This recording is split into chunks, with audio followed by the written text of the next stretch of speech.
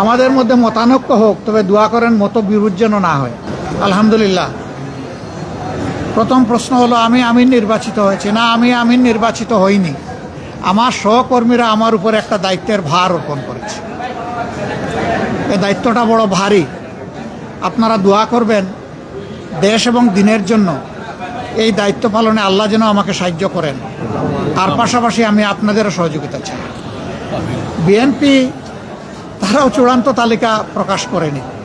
আমি দেখেছি 237টা আসনে তারা তালিকা প্রকাশ করেছেন, আবার প্রশ্নোত্তরে বলেছেন এটি চূড়ান্ত নয়, এর মধ্যেও পরিবর্তন আসতে পারে। আমরা কিন্তু 1 বছর আগেই প্রায় এই তালিকা বিভিন্নভাবে আঞ্চলিকভাবে আমরা এটা জানিয়ে দিয়েছি। চূড়ান্ত তালিকাটা সময় মতো আমরা ইনশাল্লাহ কেন্দ্রের পক্ষ থেকে ঘোষণা করব।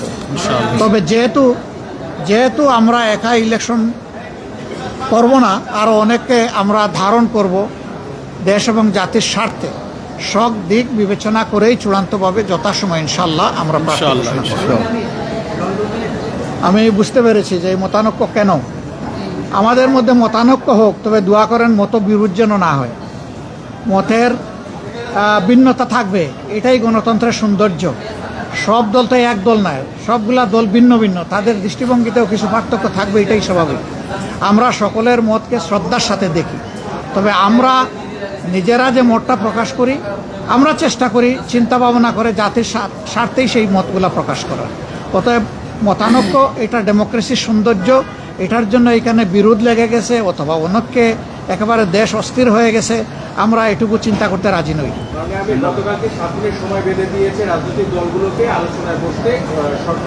না, ওনারা বেঁধে দেয়নি, আমি এটাও শুনেছি ভালো করে। ওনারা অনুরোধ করেছে যে 1 সপ্তাহ সময়ের ভিতরে রাজনৈতিক দলগুলা বসে যদি একটা কনসেনসাসে পৌঁছতে পারে, সরকারের জন্য এটা ভালো।